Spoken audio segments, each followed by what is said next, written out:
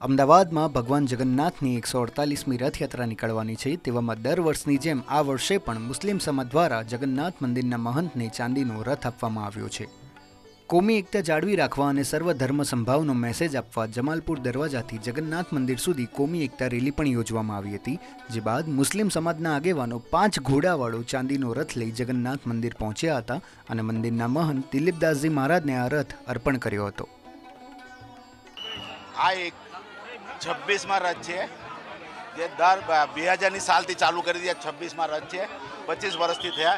25 વર્ષથી રથ આપવું છે કોમી એકતા માટે, કેમ કે મુસ્લિમ બાહુબલી એરિયામાંથી જ આ રથ નીકળતા હોય છે અને રથ જ્યારે નીકળતા હોય છે ત્યારે મુસલમાનો દરિયાપુર હોય, જમાલપુર હોય, પાણીનો પરબ અને સાથે કોઈ કબૂતર ઉડાવતા હશે, કોઈ એકબીજાનો એકતા માટે એ બધું દેખાડતા હોય છે ને એકતા અને આપણે ગુજરાતમાં શાંતિ છે ને સુકૂન રહે એના હિસાબે આ આપનો રથ આપીને એક એકતાનો સંદેશ આપવા માગું છું।